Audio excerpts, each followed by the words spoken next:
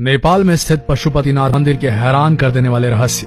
पशुपतिनाथ मंदिर को शिव के 12 ज्योतिर्लिंगों में से एक केदारनाथ मंदिर का आधा भाग माना जाता है। यह मंदिर नेपाल की राजधानी काठमांडू से 3 किलोमीटर उत्तर पश्चिम में बागमती नदी के किनारे देवपाटन गांव में स्थित है।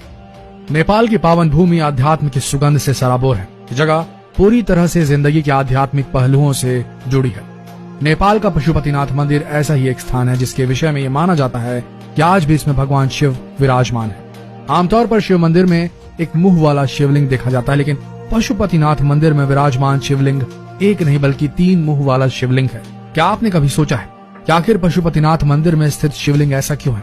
यदि नहीं तो हम आपको इस शिवलिंग के अद्भुत रहस्य की पौराणिक कथा बताते हैं। इस मंदिर को कुछ मायनों में तमाम मंदिरों में से सबसे प्रमुख माना जाता है। पशुपति का अर्थ है पशु मतलब जीवन और पति मतलब स्वामी या मालिक, यानी जीवन का मालिक। पशुपतिनाथ दरअसल 4 मुंह वाला शिवलिंग है। पूरब दिशा की ओर वाले मुख को तत्व पुरुष और पश्चिम की ओर वाले मुख को सिद्ध ज्योत कहते हैं। उत्तर दिशा की ओर देख रहा मुख वामदेव है तो दक्षिण दिशा वाले मुख को अघोर कहते हैं। माना जाता है कि ये चारों चेहरे तंत्र विद्या के 4 बुनियादी सिद्धांत हैं। कुछ बुद्धिजीवी ये भी मानते हैं कि चारों वेदों के भी बुनियादी सिद्धांत भी यहीं से निकले थे।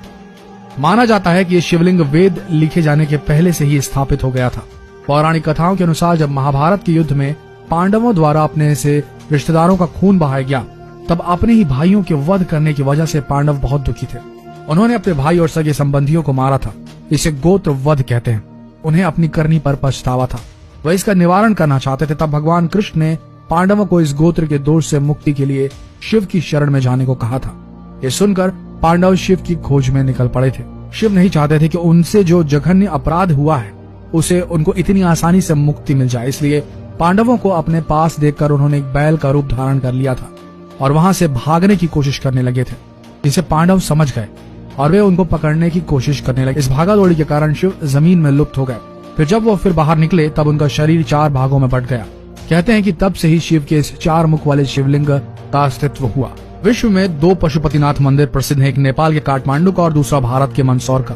दोनों में ही मंदिर में मूर्तियां समान आकृति वाली हैं। नेपाल का मंदिर बागमती नदी के किनारे काठमांडू में स्थित है और इसे यूनेस्को के विश्व धरोहर में शामिल किया गया है। यह मंदिर भव्य है और यहाँ पर देश विदेश से पर्यटक आते हैं। माना जाता है कि यह लिंग वेद लिखे जाने से पहले ही स्थापित हो गया था। पशुपति काठमांडू घाटी के प्राचीन शासकों के अधिष्ठाता देवता रहे हैं। पशुपत संप्रदाय के इस मंदिर के निर्माण का कोई प्रमाणित इतिहास तो नहीं है, किंतु कुछ जगह पर यह उल्लेख मिलता है कि मंदिर का निर्माण सोमदेव राजवंश के पशु प्रेक्ष ने 3री सदी ईसा पूर्व में कराया था। 105 ईस्वी में अमशुवर्मन ने भगवान के चरण छूकर अपने को अनुग्रहित माना था। बाद में इस मंदिर का पुनः निर्माण लगभग 11वीं सदी में किया गया था।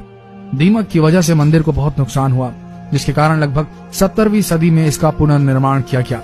बाद में मध्य युग तक मंदिर की कई नकलों का निर्माण किया गया। ऐसे मंदिरों में भक्तपुर 1480, ललितपुर 1566 और बनारस 19वीं शताब्दी के प्रारंभ में शामिल है। मूल मंदिर कई बार नष्ट हुआ। इसे वर्तमान स्वरूप नरेश भूपलेंद्र मल्ला ने 1697 में प्रदान किया। अप्रैल 2015 में आए विनाशकारी भूकंप में पशुपतिनाथ मंदिर के विश्व विरासत स्थल की कुछ बाहरी इमारतें पूरी तरह नष्ट हो गई थी, जबकि पशुपतिनाथ का मुख्य मंदिर और मंदिर के गर्भगृह को किसी भी प्रकार की हानि नहीं हुई थी। पशुपतिनाथ मंदिर में भगवान की सेवा करने के लिए 1747 से ही नेपाल के राजाओं ने भारतीय ब्राह्मणों को आमंत्रित किया था। बाद में माल्ला राजवंश के एक राजा ने दक्षिण भारतीय ब्राह्मण को मंदिर का प्रधान पुरोहित नियुक्त कर दिया। दक्षिण भारतीय भट्ट ब्राह्मण ही इस मंदिर के प्रधान पुजारी नियुक्त होते रहते हैं। वर्तमान में प्रचंड सरकार के काल में भारतीय ब्राह्मणों का एकाधिकार खत्म कर नेपाली लोगों को पूजा का प्रभाव सौंप दिया गया था। मंदिर दर्शन की मान्यता। पशुपतिनाथ मंदिर के संबंध में यह मान्यता है कि जो भी व्यक्ति स्थान के दर्शन करता है उसे किसी भी जन्म में फिर कभी पशु योनि प्राप्त नहीं होती है। हालांकि शर्त यह है कि पहले शिवलिंग के पहले नंदी के दर्शन ना करे।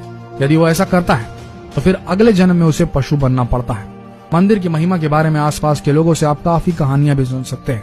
मंदिर में अगर कोई घंटा आधा घंटा ध्यान करता है तो वह जीव कई प्रकार की समस्याओं से मुक्त भी हो जाता है। तो दोस्तों, आशा करते हैं ये वीडियो आप सबको पसंद आया होगा। ऐसे ही वीडियोस के लिए बने रहिए हमारे इस पेज शिव पुराण के साथ और इस वीडियो को जितना हो सके शेयर करें ताकि लोग भी जाने नेपाल के पशुपतिनाथ मंदिर के रहस्यों के बारे में। धन्यवाद।